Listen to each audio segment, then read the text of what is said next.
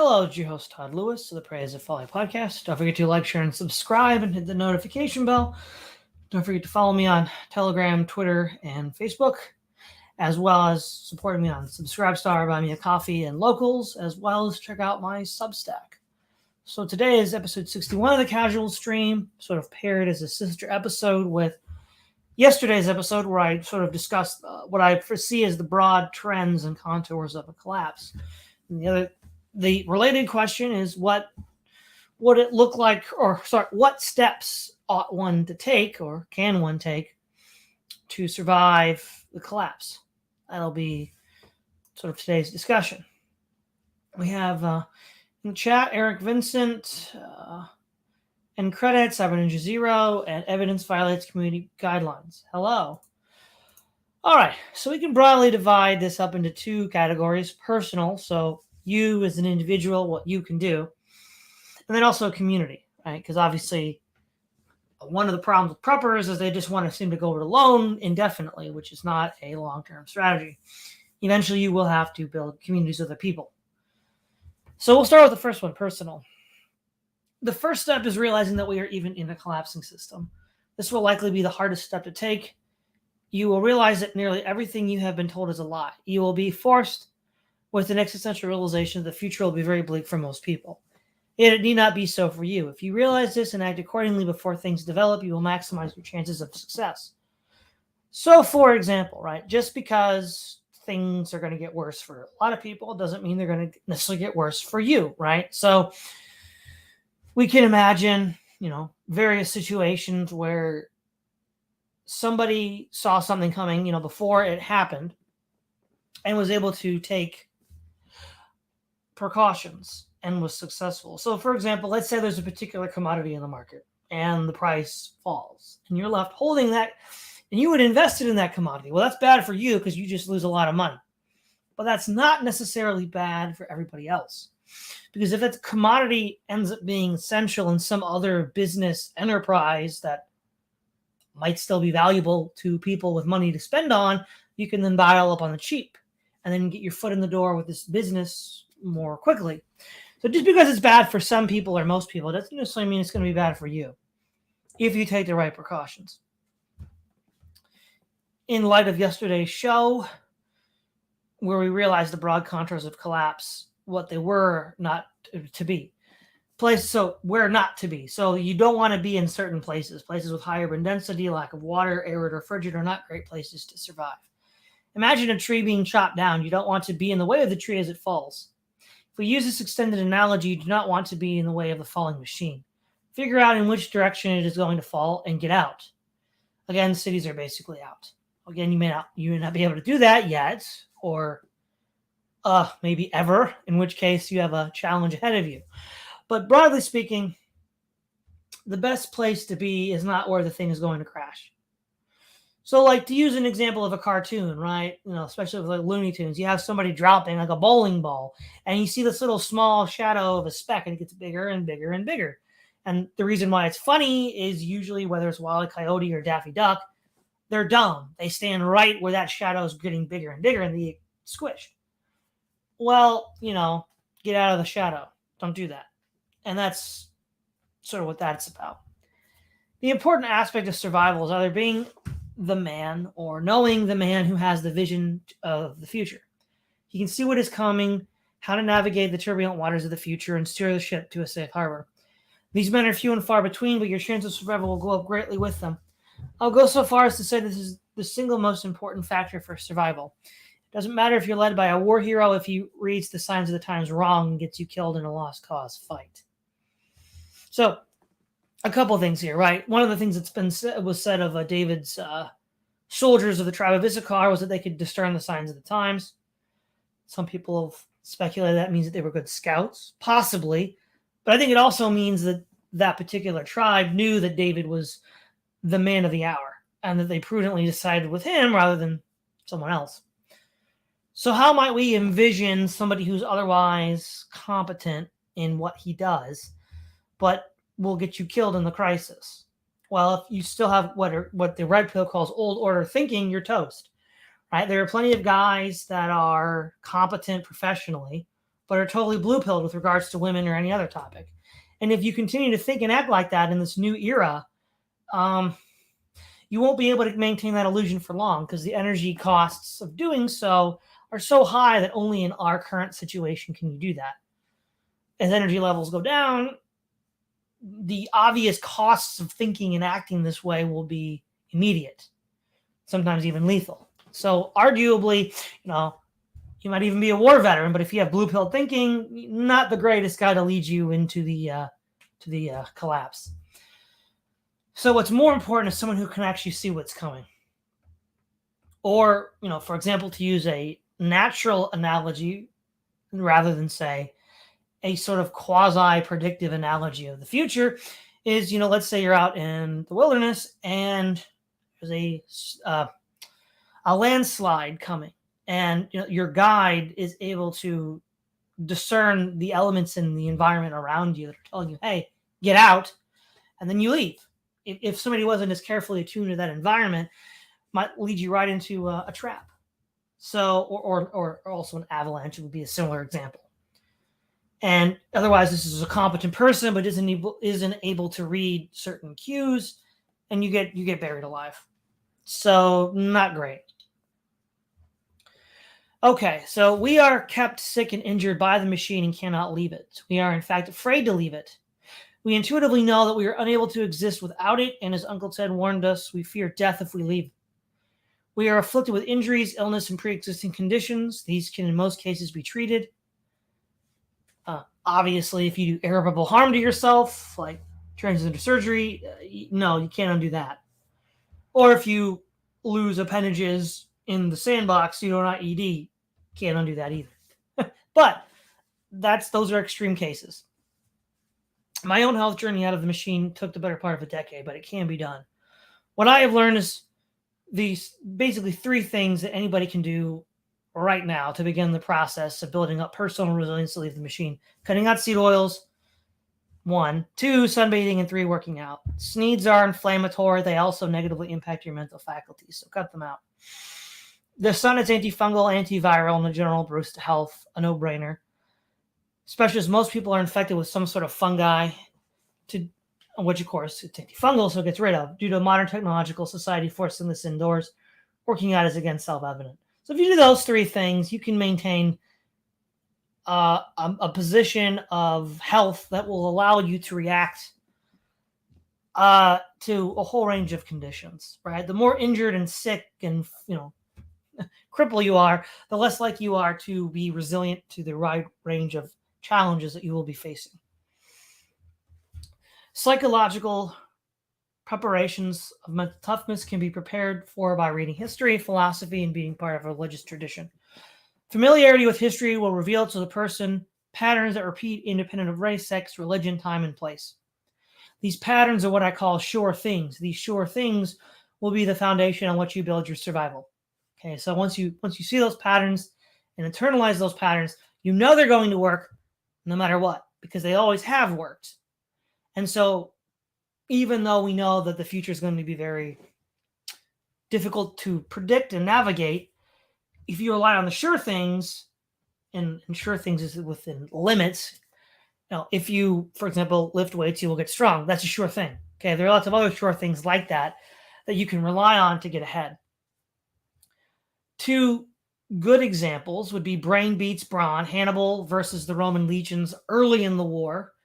So the Romans are just, using the sledgehammer method, and Hannibal just wrecks them every time, culminating in the massacre at Cannae. But as Livy points out, institutions beat individual genius. The Roman state eventually beat Hannibal, which would be the later half of the Punic War. These are sure things. These are things that will succeed. And there's more. I just picked 2 off the top of my head that I could think of that you could rely on to get you through. Also Solomon says a multitude of counselors contains wisdom. History shows you how people survived hard times. Learn from them. Philosophy and religion will give you the foundation on which to contextualize your life and handle the challenges ahead. So one of the things that was the driving factor of the new atheist movement, and a sign of the utter triviality of modern Western man, Was it any sort of hardship at all, no matter how trivial, was considered an inexplicable disaster. Like it just shouldn't have happened. Right? Prior to modernity, everybody assumed ill fortune was just going to happen. Your goal was to take stock of the situation and plan around it.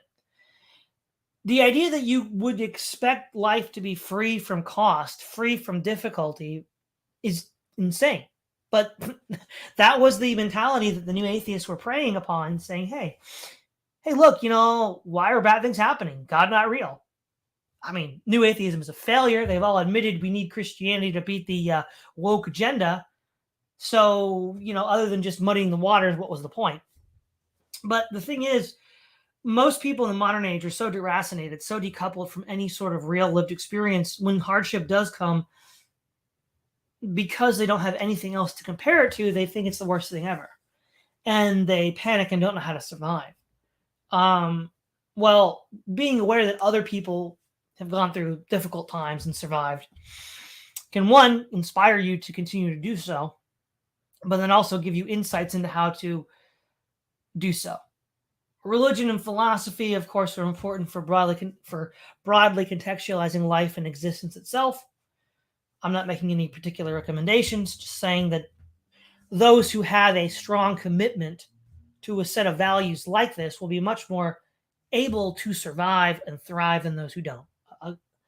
One of my favorite examples is the English Civil War, right? I mean, the Puritans, whatever you believe about the Puritan doctrine, they believed it, wholeheartedly sold out for it, and they believed they were fighting God's war.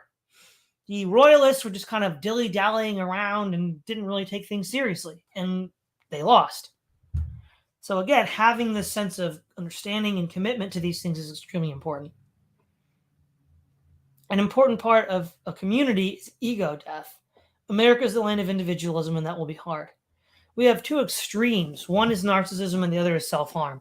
There are people who will always try to have their way, even at the expense of the community and the common good.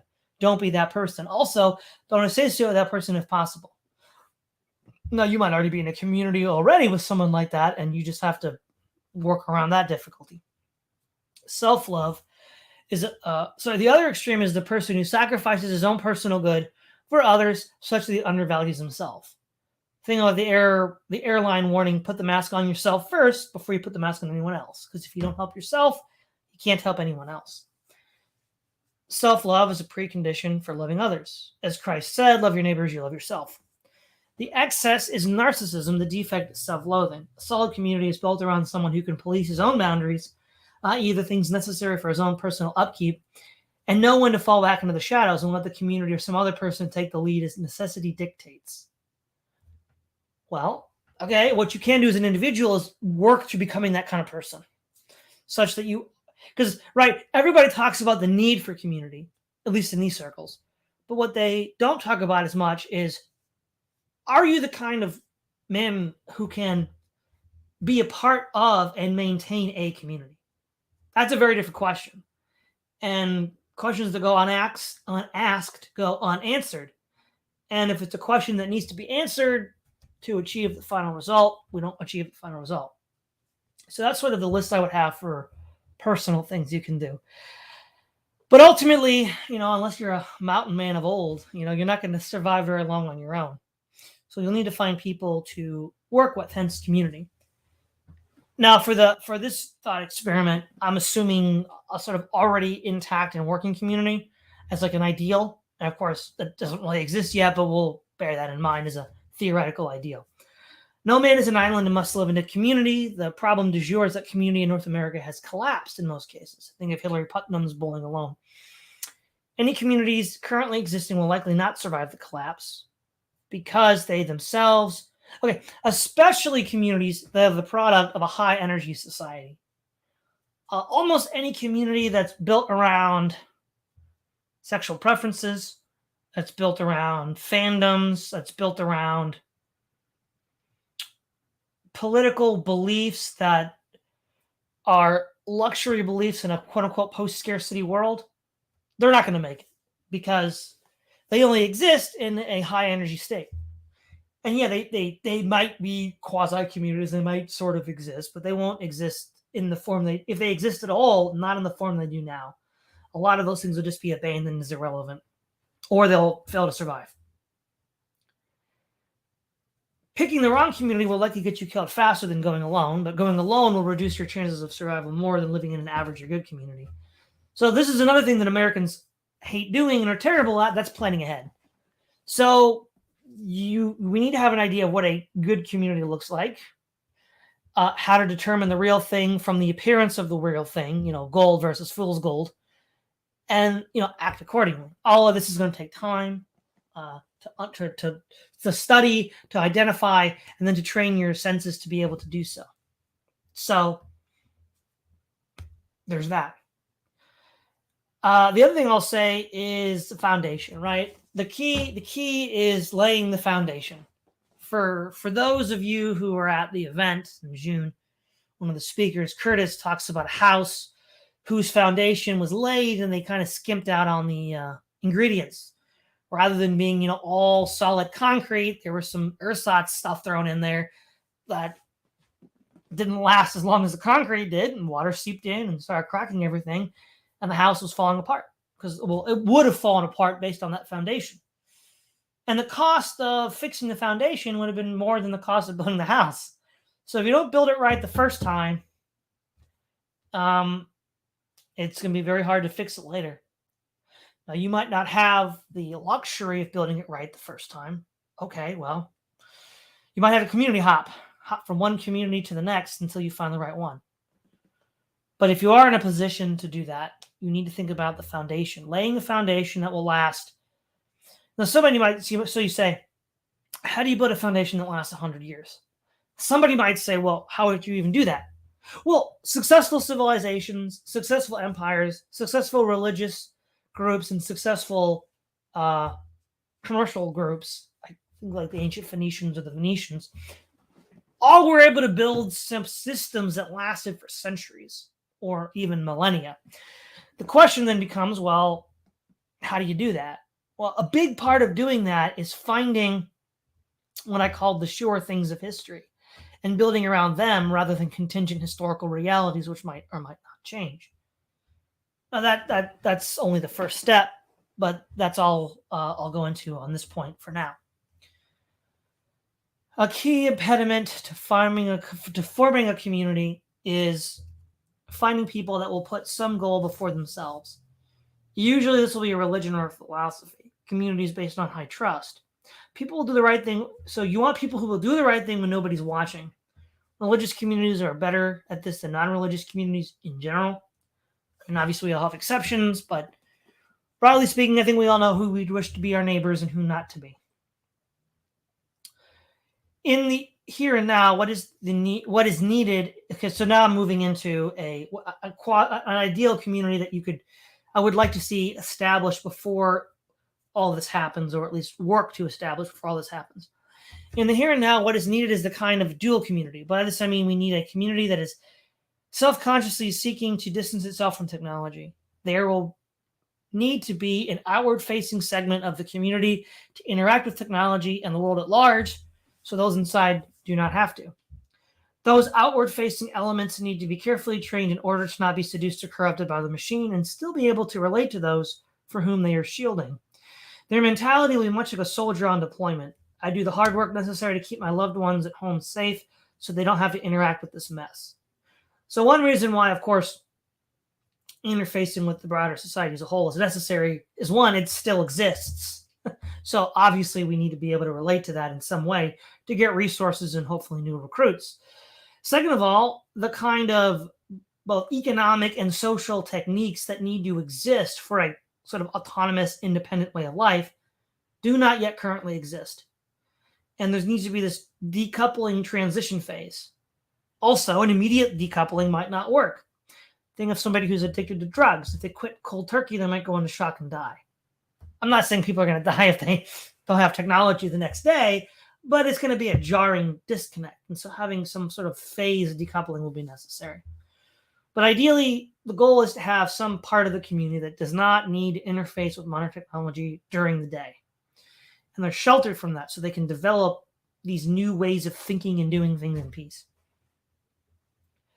For those living on the outside, for those living on the inside, a major problem would be how to build an economic and social life without technology. A clearly formulated moral framework of kinship, religious duties, and philosophies is a vital necessity. For this thought experiment, let's assume, for the sake of argument, a broadly Christian moral sphere. For my view on kinship, you can look at my video with Master Sanders on Christianity and race. And I did a video and then Aristotelian ethics, specifically the Nicomachean ethics. And we just, use those as like placeholders for, well, at least what I'm envisioning. Now, obviously, somebody else might envision something different, but to make it easier to understand, I'm going to give some concreteness to it.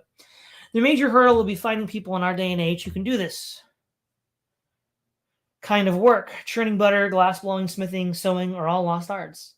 On the assumption that this community is up and running with real funding, I would recommend looking for historical reenactors who have such skills and offer them contracts to come and live in our community and teach us their skills. If they decide they like the community and are willing to abide by its rules and become full members, all the better. If not, we acquired useful skills. Access to libraries and digital archives will be vital since there is a vast amount of work on cultural history dealing with everything from midwifery to crop rotation. Reading and acquiring such knowledge would be of vital importance to building a knowledge base for post-technological modes of production. In fact, specially selected members of the community might even be sent to work as historical reenactors or to learn on the job on someone else's dime these skills. There will be a lot of trial and error. The earlier this is done, the better. And again, those people, as I've predicted, will be kingmakers. So if you can get a community that has them before things get tight, well, then people will be coming to you to get stuff done, which will put you in a better position vis-a-vis everyone else. What most survivalist and collapse-based media in print and audiovisual forms fail to take into account is how one would actually find a place for a settlement. The first thing you look for is a source of fresh water. Nothing else matters if you don't have that. We drink water. We need it to wash, to cook, to grow crops, and to feed animals. Or to water animals, rather. You will likely look for some position that is elevated, such as a hill on which to settle, gives you a clear line of sight over everything around you. Or if you can't find a hill, you might want to find just a place that is largely flat so you can still see all around you without obstructions like trees or anything like that. Next, you will come shelter and food. Now, I would argue that for a community, I'm thinking about Dunbar's number as a kind of ideal goal. I mentioned this before, which I think for Dunbar, it's between 150 and 200 people. And what I would envision is these communities would then split, becoming like sister colonies or something, kind of like what we saw with the Greek city-states or Hutterite colonies. They're not unrelated. They're not a part of a common project. They're just, this is the number we cap off at, and we just cell divide. So I like to use the idea of an organism in cell division. There's going to be cell division regardless, but then you're still a part of the same organism. And so the first thing is, food. I think animal products are going to be a good source of food. So cows and goats give you milk, which you can consume directly, or you can turn into milk, cheese, and yogurt. Butter, cheese, and yogurt. Or you can eat them. But it's probably better to get the milk and then turn it into something else edible first, and then, eat them because if you eat them all, then you don't have, those products. Chickens for the eggs. And so keeping these animals around primarily for what they produce. You can still eat them, of course, in a pinch, and then, of course, milking cows and goats and picking up some chickens, it's not very time consuming. It's not like, going around hunting and tracking down wild game or backbreaking agricultural work. I think that would be a place to start so that you could get the food issue taken care of relatively quickly and then have a lot of free time to consider solving other problems. I would also envision sheep. Sheep can be eaten, of course, but they're also great for wool. Wool can be turned into clothes. And in a collapse situation, wool can also be a nice a substitute for toilet paper. So, yeah, sheep are going to be good too. I would, small-scale agriculture for things like potatoes, onions, hardy vegetables that will last and keep you going, as well as maybe herbs for seasoning. That could definitely be, something like gardening, but not like large scale. I would recommend that as well. And so if you have a sort of like self-sustaining community, in the sense that, as I said, as we go to equilibrium, where you have to go to the carrying capacity of the environment, the question then becomes, well, what would that look like? We don't actually know yet, but what we want to do is get as close to that as possible before it comes, because that'll make it easier for whoever is surviving this transition to something new. The other thing that might be said is, well, what if collapse is a long way off, or a certain optimist belief isn't coming? I don't agree with the optimist, but let's humor this position for the moment. What can be done? Well, the main virtue here is that even in a modern technological society, there are certain social and intellectual goods that are not produced, because in order to produce them, you have to live in a society or community that is not controlled by technology and dealing with all the imposed externalities. So if you have this sort of like amphibian style community with one foot in, one foot out, you can create social and intellectual goods that the society as a whole cannot produce, which are intrinsically valuable in themselves, which you can then leverage. Not a perfect example, but we see this with the Amish, right? They do take a stand against the machine. They do try to pull out, but they do also interface with trade. So they often have high quality food, like, like milk or animal products, right? Or high quality furniture, whatever. So there are ways of doing this that would still provide value to a broader society, even if that broader society still exists for a long time, which I'm not saying I don't think it will, but for those who think that it will, this is still a useful thing to do regardless. And so once again, a lot of steps here that have to be taken place. But right now, one of the things that's impeding any dissident at all is there's very little that can be taken for granted, even amongst dissidents, right? And this could be whether it's anarchists or libertarians or socialist Marxists or the alt-right. The joke is you have 100 dissidents and you have in a room and you have 300 answers to the question. And part of that is we live in a high energy society, so we don't need to rely on each other. So we can afford to have antisocial behaviors and antisocial contradictory beliefs. The thing is, if you continue like that into a collapse situation, you won't make it. You're going to have to overcome that. That can be done through self-directed action, which is going to be very difficult. Ideally, you'd want to create a place where people could sort of unplug, if you will, completely, and just learn to live with each other the old way in some sort of controlled environment, like the kind of community that I've been discussing. And if you do all that, you're more likely to prepare yourself in order to live in a community such that you could survive.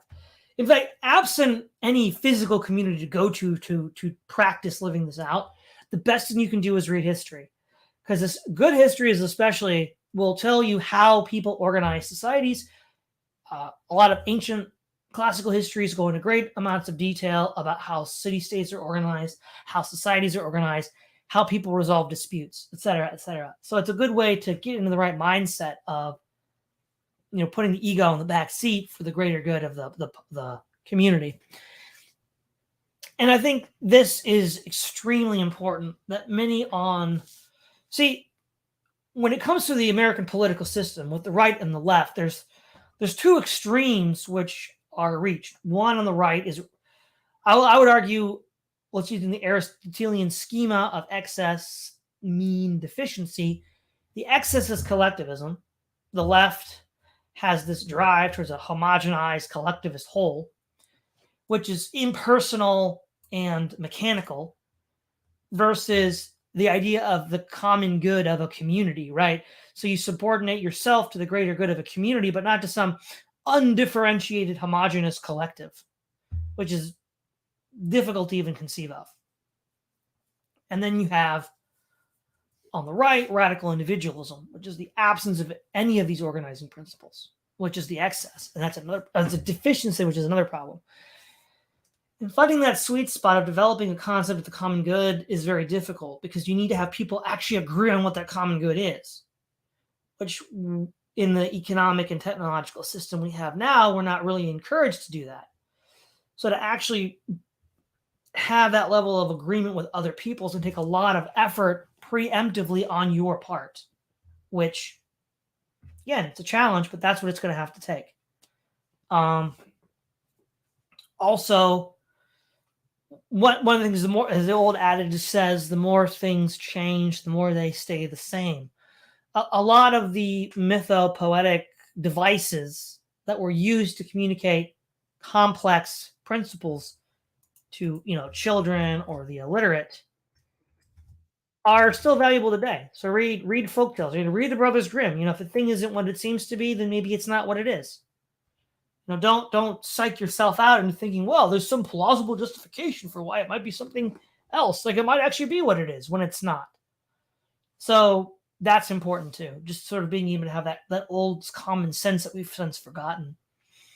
Another mindset, and this is actually something I could have included in the personal section, is resource preservation. Right? In any other prior civilization, if you had a surplus of grain, where did it go? The granary. You didn't consume it all at once. You didn't be like, we had a lot of grain this year. Let's just produce new ways of consuming it. No, they put it in the silo so that could be there in a pinch for the year after that and the year after that in case it was a bad year. We have been so conditioned into thinking in terms like that resource preservation is going to be a very difficult challenge for people. People are going to be like, well, we just consume it now, right? Like, no, if you consume it now, you won't be able to consume it later. And if you don't consume it later, you might not, you might have a rough patch where you don't have any food. And if you didn't save it up, you'll just starve. And so I think a lot of failures to survive on both the individual and community level will be based on these habits of behavior, ways of thinking that are based on a high energy state. They're deeply ingrained now. They're going to be very hard for people to break, even when reality comes at you hard.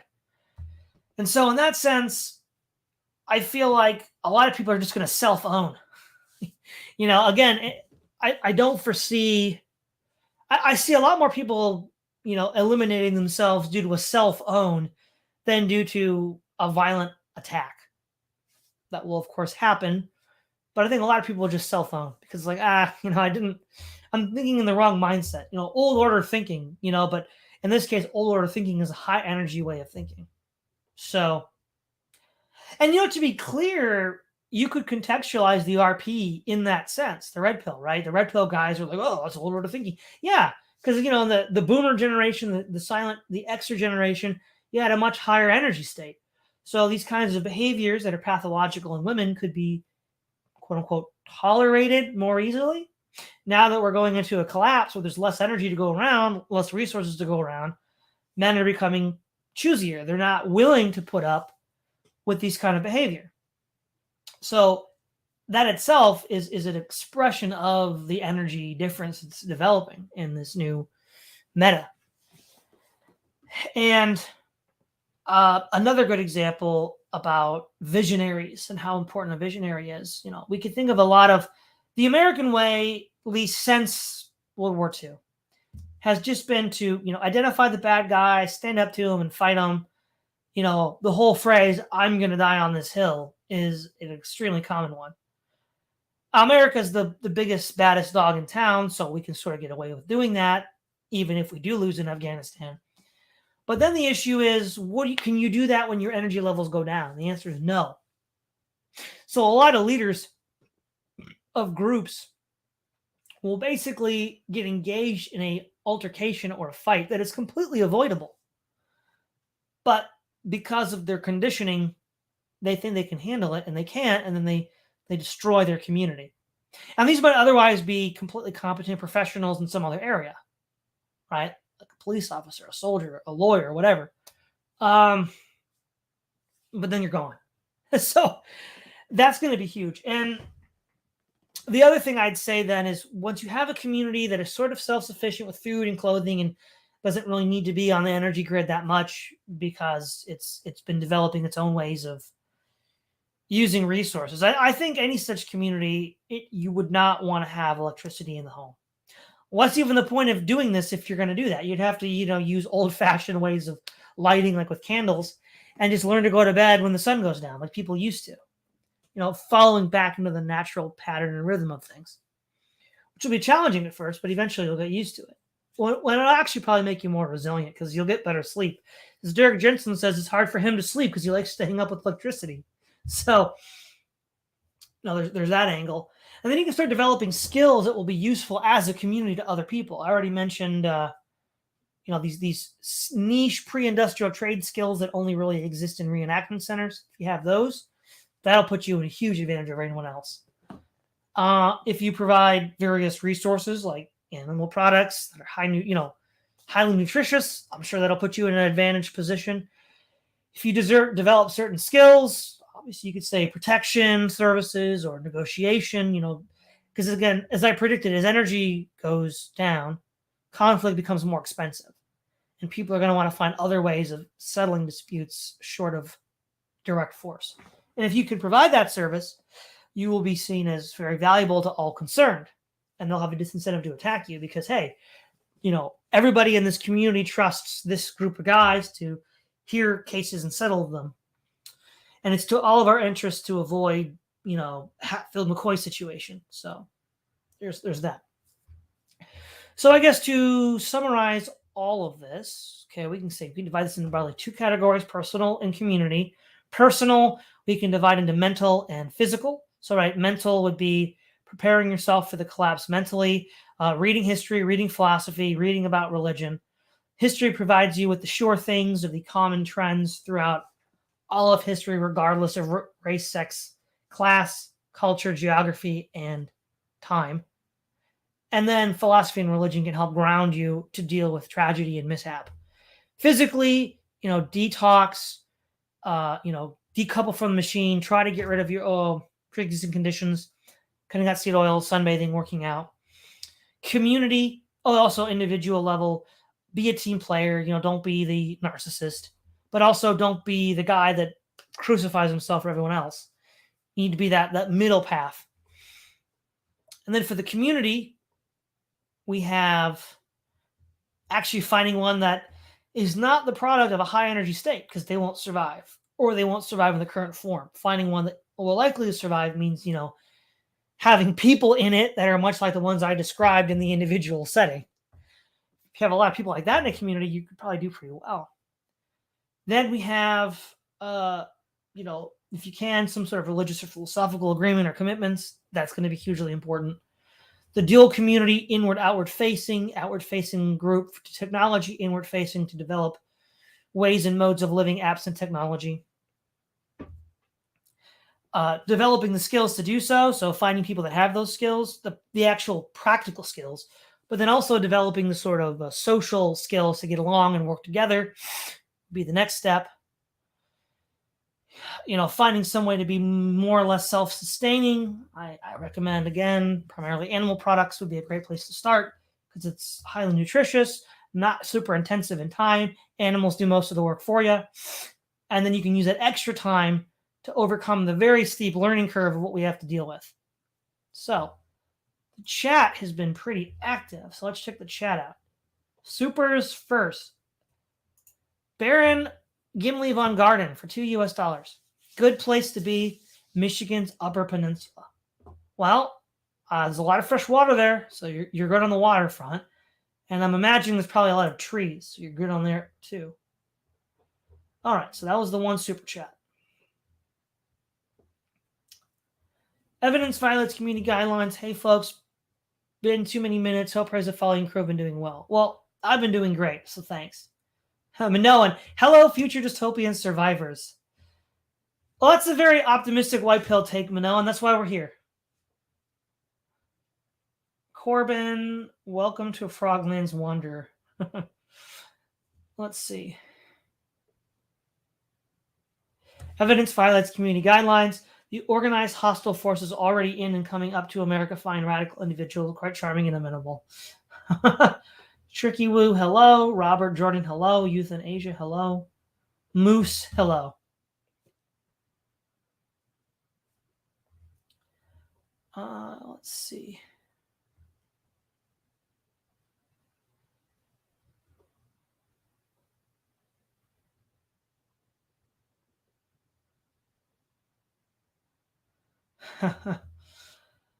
uh, Cyber Ninja Zero is Todd saying the Trekkie militia won't rule the post-nuclear ashes. No, I don't expect to see. Well, I don't know, Cyber Ninja Zero. If they're LARPing as Klingons and they use Klingon melee, what were those hand knuckle blades they use? In an ammo scarce environment, they might actually work. I don't know. Maybe the Klingon wannabes.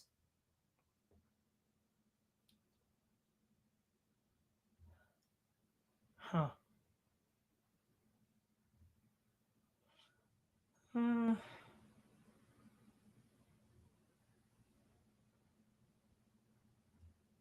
Corbin Sneedclave. Oh no, no, absolutely not. Uh, Evidence violates community guidelines. I've been practicing for this possible future through stress testing myself via serious heat or cold, holding off as long as possible on food and water some days, using non-grid lighting and vision. Based. That's good. Moose, Steve, if we tell them it's real life RPG and give them stats and labor arrows, they'll grind for free. What? Yeah, probably.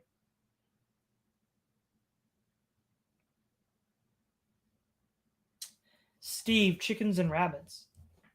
Yeah, I mentioned chickens, but yeah, rabbits too. Sure.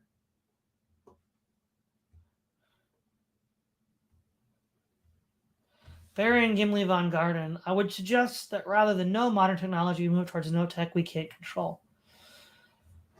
Baron Gimli von Garden, do not mistake the technology strength for your own.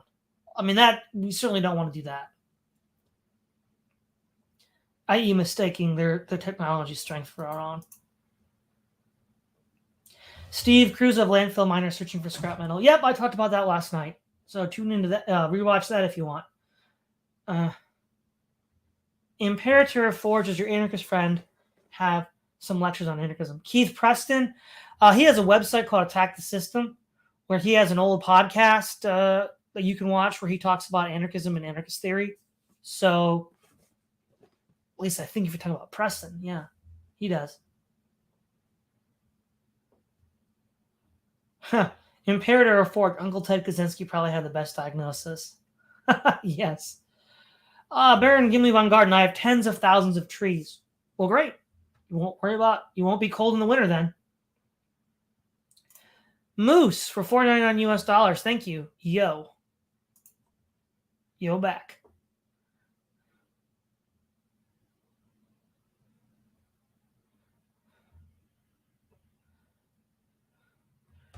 Let's see.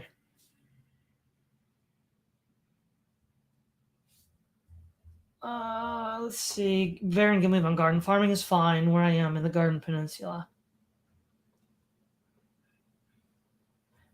Though my land isn't great farmland yet.